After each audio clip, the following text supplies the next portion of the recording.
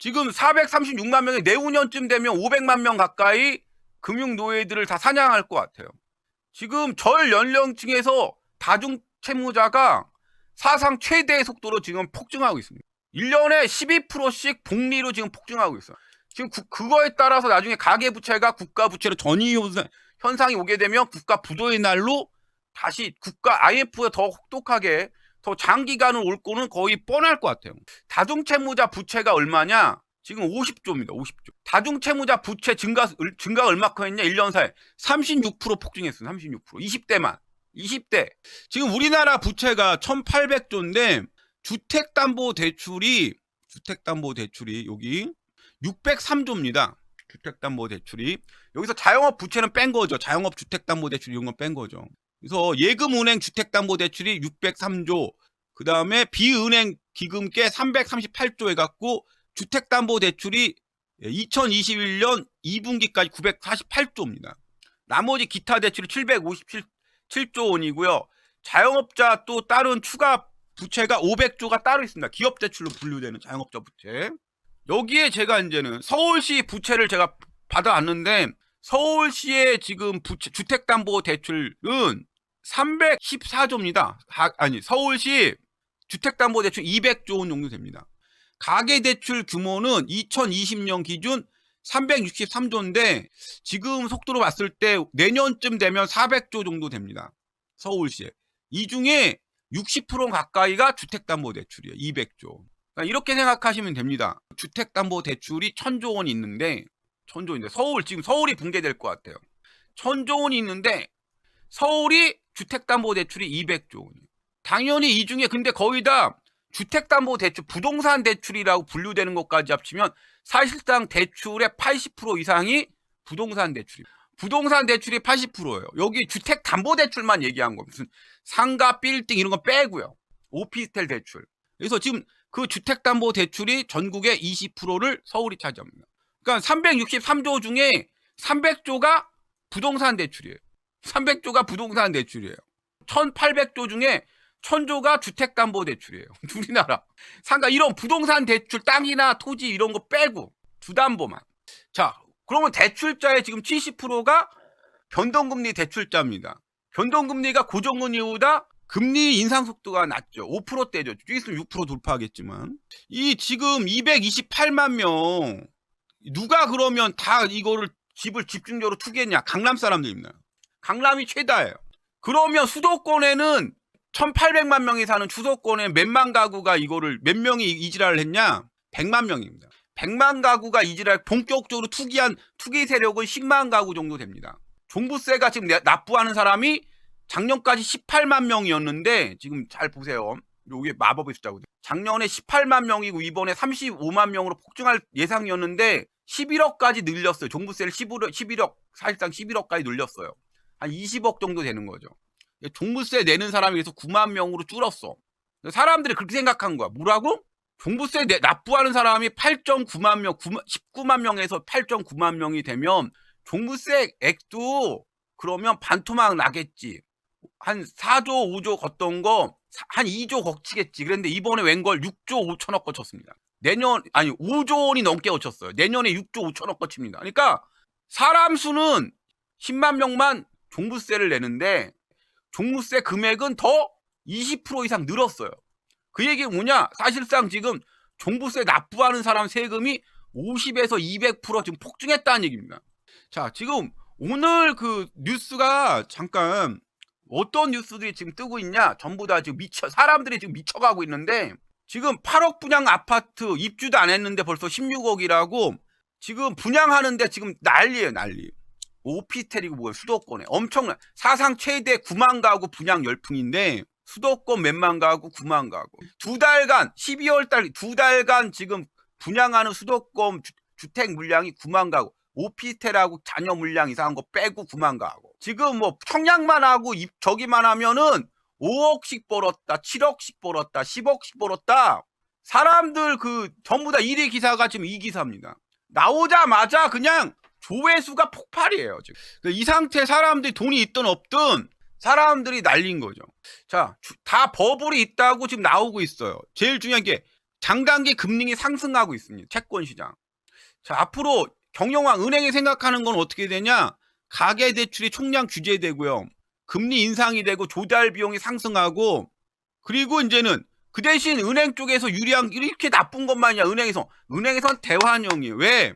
고신용 비율이 확대되고, 고신용 고소득자 대출이니까 고신용 대출이 확대되고, 특히 뭐야, 이 사람들 지금까지 저금리 대출 받던 걸 뭘로 지금 다 돌릴 수 있어? 은행에서는 지금 대환영 중입니다. 이분들이 지금 다 뭘로 바뀌는 거야? 제가 얘기했잖아요. 이거 중금리 사냥이라고. 이쪽으로 유도하는 겁니다. 중장기적인 최대 수익을 위한 금융 노예들이 엄청나게 탄생하는 거예요.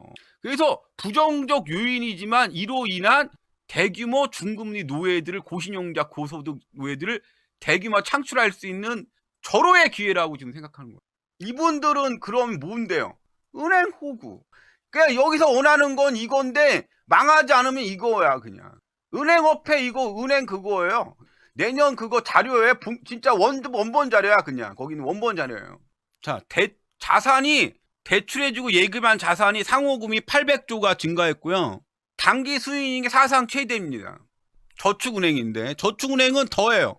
저축은행 단기 순이익이 지금 중금리로 67%를 지금 달성했습니다. 위험하기는 하지만. 얼마가 증가했어 올해만? 67%가 단기 저축은행 중금리 고금리 중금리로 싹쓸이 했습니다. 이걸 보고 은행권에서 얼마나 입맛을 다지. 중금리. 이거는 진짜 살아남기만 하고 망하지만 않으면 장기적으로 엄청난 노예를 그리고 올해 최대한 많이 할 수밖에 없는 게 내년 1월 1일부터 은행권이 초긴장하는 게 있어요. 그게 뭐냐? 내년 1월 1일부터 뭘 하지? 내년 1월 1일부터 은행권이 올해까지 왜 이렇게 결사적으로 대출을 늘리고 그 많은 금융노예 20대 30대 금융노예들을 사냥했냐? 왜 했지? 바젤3도 바젤3인데 왜 했지? 거기 가계 대출 그쪽 소매 그냥 없애버렸어. 사업부서 기업부서만 남겨놓고 바젤3 때문에. 왜 그렇게 했지? 금소법을 시행합니다. 이제 영업질 하는 게 쉽지가 않아요. 가계 상대로 금소법을 시행합니다. 노예들 항상 할 수, 옛날처럼 그렇게 대규모 노예 사냥했다가 은행이 전부 다 손실을 은행이 떠나야 됩니다. 금소법이 그러니까 이번에 4, 5 금소법 시행하기 전에 5년 전부터 금소법 얘기 나오기 전에 이거 시행하기 전에 업계가 다 돌았던 거예요. 사실은 최대한 많이 대출자들 확보해야 된다. 대출 군집 현상이 생긴다. 이거 다 바젤3 때문에 대출 군집 현상이 그 전에 소매 대출 최대한 확보해야 된다는 얘기가 5년 전부터 사업계획서에 다 있었어요. 그 전에 확보해야 된다. 묻지도 따지도 않고 막. 그래서 집단 대출이니 뭐니 원래는 말도 안 되는 대출 구조거든요. 묻지 따지도 않고 묻지마 대출 막 200조 해주고 이런 게 이유가 다 있었던 거예요. 금소법 떼주면 은행이 잘못하면 은행이 책임져야 되거든요. 그래서 바젤3와 금소법 이런 거 국제회계 기준 완전 적용하는 게 데이터 로딩이 내년 1월부터니까 당연히 하반기에는 더더욱 심해지겠죠. 과거보다 노예 사냥하기가 환경이 쉽지 않은 거지. 물론 대출자는 10년마다 뭐 사회 인구는 뭐 몇백만씩 들어오지만 옛날처럼 대출 환경이 아닌 거 다 따져야 되니까. 엄청나게 카드고 묻지마 카드부터 시작해서 중학생까지 신용카드를 남발했어요. 은행 쪽에서 얼마나 로비가 들어갔냐고 그러면 중학생까지 신용카드를 남발했습니다. 20대 30대 5천만 원 1억 2, 3억씩 그냥 직장만 다니면 그냥 직장 신용등급 8등급까지 8억 대출했던 나라예요. 전세 대출로. 얼마 전까지. 직장만 다니고 소득만 규제되고 대출 그게 없으면은 상환유예 그런 게 없으면은 1억 5천 비대면으로 1억 5천에 3억까지 나오는 나라입니다. 이 지랄을 지금 비대면까지 전부 다 법률 다 해갖고 비대면 대출이고 무관해 말도 안 되는 아니 대출을 본인 허락을 받고 대출해야지 그거 알도 못하는 비대면 어떻게 대출을 받습니까? 무슨 사고 터지면 다 소비자 탓.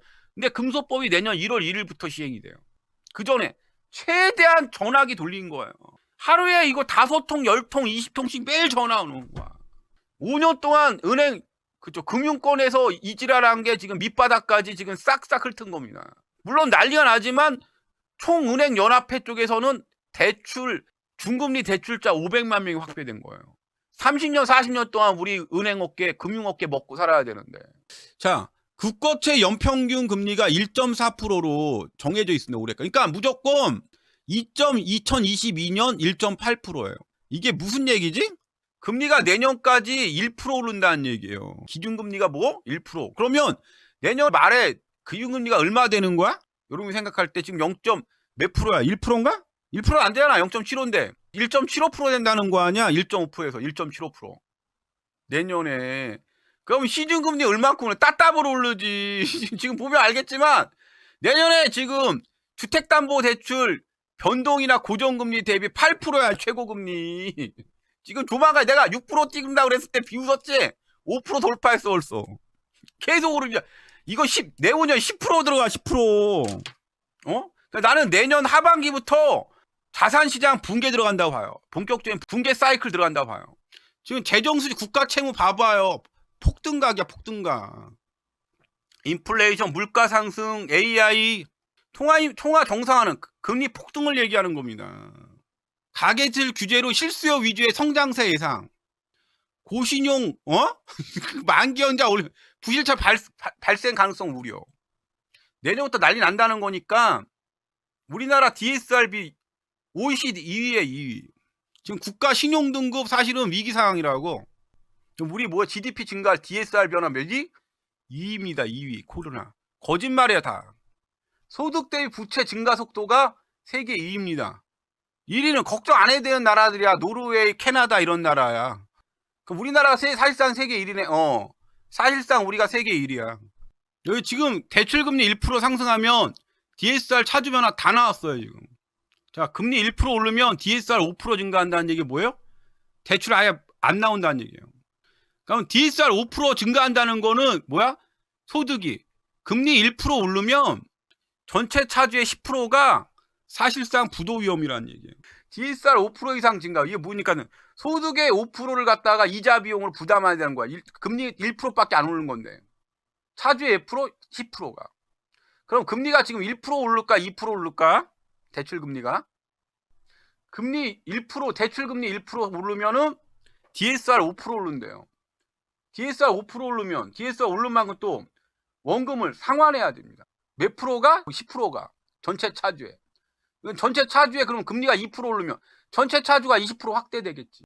그러니까 이거는 핵폭탄일 수밖에 없는 거야. DSR은 특히 몇만 명한테? 다중채무자 500만 명한테. 2025년까지 부도 위기죠. 여기서 중금리만 안 넘어가면 되거든요. 한번 봐줘요. 중금리로 바꿔주고.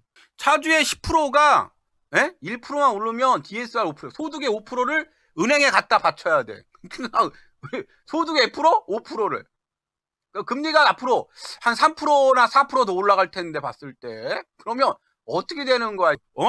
소득의 20%를 추가로 더 갖다 바쳐야 되는 거네. DSR 40%인데 아니면 소득의 그 DSR 지금 빌렸던 총 원리금을 20% 갖다 갚아야 되네. 그러니까 이거는 망할 수밖에, 엄청난 후폭풍이 불 수밖에 없는 겁니다. 대출 차주가 1800만 명, 200만 명이 지금 부도위기야, 부도위기. 그러니까 거기에 무조건 들어가면 안 됩니다. 자, 기업도 양극화가 심각하고요. 이자율 1% 올라가면은 기업 비중의 4%도 지금 부도로 간대요. 지금 부도로 간대 지금. 그러니까 지금 앞으로 난리 나는 거야, 그냥. 지금 가계대출이 얼마인데 1800조. 기업대출은 2100조. 금융소비자 보호법도 계도기간이 3월 25일부터 9월 24일 저저번 달까지 종료되고 6대 판매 원칙으로 내년 1월 1일부터 시행합니다. 그래서 내년 5월까지는 온라인 판매 과정에서 이렇게 하겠다. 6대 원칙, 광고, 투자, 금융상품, 권역벌, 대리업 소송이 잇따를 거니까 지금 내년부터 금리 상승 시 기업 여신이 리스크 확대되고 내년에 문제되는 이 금융권인데 마이너스 통장하고 지급보증의 대손 충당금이 대폭 확대되고요. 레버리지 규제 한도도 대폭으로 적정하게 규제됩니다. 내년 3월에 만기 연장 상환 유예되는 거 128조 원 폭등하는 거죠. 4월부터는 헬게이트로 들어가는 거죠. 자, 종합부동산세 아까 설명해 드렸고요. 9만 명이고요. 2016년에 1조 원이었던 게 납부 대상자가 74만 명까지 증가했다가 무슨 얘기냐? 9만 명밖에 안 됩니다. 실질적으로 돈을 많이 내는 사람 9만 명밖에 안 되고요. 18만 명에서 9만 명으로 대폭 축소가 됐습니다. 음마하고 마포 레미안 갖고 있으면 7,500만 원입니다. 3주택자는 지금 8,270, 내년에 1억 5천입니다. 이게 2주택자 종부세 비율인데요. 법인이 3%예요. 그러니까 법인은 가지고 있을 수가 없는 거야, 이제부터 주택을. 법인 투기 많았죠? 3주택 법인은 6%입니다. 개인은 3주택 이상 1.2에서 6%요. 2020년에는 0.6에서 3.2%였는데 1.2에 2배로 오르는 거예요. 1.2에서 6%입니다. 법인은 2020, 이렇게 되는 겁니다. 그래서 무서운 거죠? 그 대신 고령자는 공제가 많습니다. 장기보유라고 특별 공제가 많기 때문에 1주택자나 뭐 고가주택에서 오래 하면은 세금이 대폭 삭감됩니다. 양도소득세 개정이 됐는데요. 세율 2021년 10% 인상, 올해 작년에 10% 인상됐고요. 법인세가 올해 20% 추가 인상됩니다. 합치면 법인세 기존 양도세율이 40%에서 플러스 70%까지 대폭 증가하는 거죠. 국내 자산버블 상태인가? 지금 2017년 실거래가 지수가 100인데 2021년 지금 164죠. 그러니까 한 65% 정도 올랐습니다. 그 얘기는 지금 60% 이상이 거품이라는 얘기입니다. 서울 주택시장이 몇 프로 이상 거품이야? 아마 역사상 사상 최대인 것 같아요. 지금 DSR 증가 속도가 앞으로 더더욱 빠를 거니까 이거에 대해서 지금 참고로 DSR로 보고 있는 서울 주택 구입 부담 지수는 지금 현재 90에서 105가 적당한데 2013년에서 2016년 4, 4분기까지가 적당한 건데 2022년 6월 기준 176입니다. 그러니까 지금 한 60% 이상이 지금 사실상 거품이라는 거예요. 서울 주택시장. 이거는 사기꾼들이 만든 거기 때문에 시장으로 하고 막 지수 얘기하는데 거짓말이에요. 지금까지 계속 얘기했어요. 지수가 안 맞을 수밖에 없다. 왜? 호가 사기기 때문에, 신고제이기 때문에. 미분양도 지금 100배까지 차이 나는 데가 나오고 있어요. 미분양 신고가 100배까지 차이 납니다. 지금. 왜? 신고제, 양심을 갖고 신고하는 신고제도기 때문에.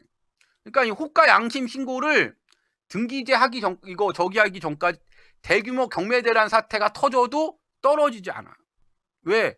여기가 5억이 떨어지면 그 옆 동네가 10억 호가를 더 똑 짓습니다. 그래서 평균 가격은 몇 년 동안 제가 저번 리만 사건 때도 이 사기치는 사기꾼들 하는 수법을 그때 본 결과 떨어지지 않았어요. 경매대란이 2차가 됐을 때 겨우 한 10%, 20% 떨어지고요. 경매대란 2차 끝난 다음에 대규모로 한 번에 떨어집니다. 그러니까 어떻게 되냐 그러면 계속 4년 동안 외웠어요. 폭락이 아니다. 사기꾼들이 사기친 거다. 영업하기 위해서 분양 건설사나 시행사나 공인중개사나 뭐 인정작업하는 사람이 정말 많거든요. 여기에 관계된 브로커가 수만 명이에요. 그 수만 명들 중에 상당수가 사기를 치는데 오른다고 이 가격이 떨어지면 누가 계약을 해요. 그러니까 현실에 주택 받는 사람 고통스러운데도 이렇게 됩니다. 내가 서초동에, 서울이에요. 서초동에 지금 3억 하락을 해서 보냈어요. 띵! 시세가 3억 떨어졌네요. 그러면 옆 동네에서 호가 신고조기 때문에 한 건만 가족끼리 친인척을 하든 간에 10억 이상, 10억, 뭐 저기 법인하고 개인 간 거래 10억 이상 시세를 이렇게 올려놓습니다. 평균, 서울의 평균은 떨어지지 않는 거예요. 가격이. 언제까지? 앞으로 3, 4년 동안. 이쪽 동 강북이 떨어지면 강남을 몇 건 거래해서 쭉 올려놓습니다. 얘네들이. 왜? 떨어진다 그러면 누가 앞으로 떨어진다 그러면 누가 사? 그래도 거래가 없는데. 그러다가 1차 경매대란은 이게 통해요. 1차가. 보통 1차 경매대란 2년에 3년 정도 걸립니다. 1차 끝나고 2차 경매대란 오면서 한 20% 정도 떨어져요. 쭉. 왜? 경매 물량이 증가하니까. 그리고 2차 경매대란 때 가격이, 경매 가격이 폭락하면 이것도 2, 3년, 2년 정도 되거든요. 2년 후에 이제 본격적으로 시세가 한 40%에서 50% 할인된 가격으로 쭉 나오기 시작합니다. 왜? 이때는 시세 조작 아무도 안 사기 때문에 얘네도 포기해요. 그러니까 최소한 4, 5년 동안 이지랄 한다는 거죠. 과거에도 이지랄 했어요. 그동안에 무슨 일 벌어지는데. 이거 뭐 주택 호구들, 뭐 증권 호구들, 이분들의 한강 정모 행위죠. 한강 정모.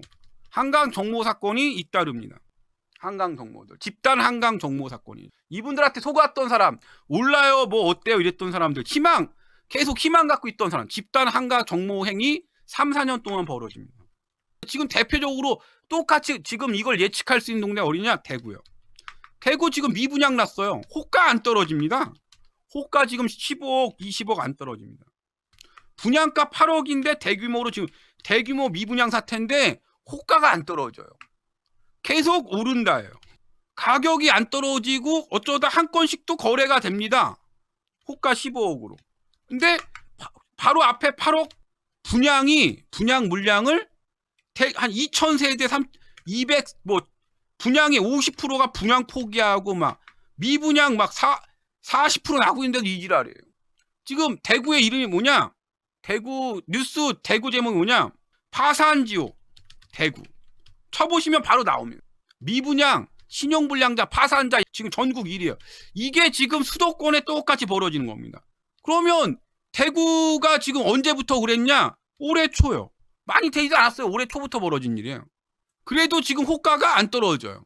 대구의 모 카페에서 막 오른다 계속하고, 그러니까 이런 거예요. 대구 이쪽 동네에서 5억 하락해서 5억 할인한 가격으로 거래되면 옆 동네에서 5억 호가 거래가 이루어집니다. 이상하게. 이게 이제 수도권에 벌어지는 거예요. 그래서 절대 가격 호가는 이거 분양 시즌 동안에는 안 떨어져요. 건설사가 이제 그거 정부에서 매입해라 막 이런 얘기 나올 때 시작을 하는데 그때 할인 분양, 애프터 리빙 뭐 이런 얘기들이 나옵니다. 전문적으로. 그때 당시에 뭐 40% 할인 분양을 한다느니 애프터 리빙 살아보고 살라 2억에 전세를 준다는 이런 얘기가 나옵니다. 이게 이제 이때가 이제는 갑자기 이 얘기 나올 때가 보통 신호가 시세가 40% 떨어졌다 이런 얘기가 이때 나오기 시작합니다. 그러니까 이것까지 나오는데 되게 오래 걸려요. 그러니까 지금까지 들어갔던 사람들은 그냥 건설사에다가 평생 종로로 타러 간 겁니다. 대부분. 이거 얘기를 4년 동안 있었던 일을 계속 얘기를 했어. 이 새끼를 사기꾼이라고. 내가 형사정책연구소에 저 자료들 안 나왔으면 이 새끼를 다 구속시키라고 자료 안 나왔으면 지금까지 욕을 먹었을 거예요. 밑에 다운받으라고 형사정책연구원 760페이지로 이 새끼를 무슨 짓 했는지 4년 동안 떠들어왔던 거 형사 다 정리해놨더라고. 나는 진짜 운이 좋아. 왜? 내가 4년 동안 얘기했던 걸 형사정책연구에서 700페이지로 이 새끼들 개새끼들이라고 싹 해놔서 구속시키라고. 이런 조항이 다 구속시킬 수 있다고. 몇만 명이 돼도 국가 파산을 가고 있기 때문에 보면 알겠지만 국가 부도로 가고 있어 이 새끼들 때문에.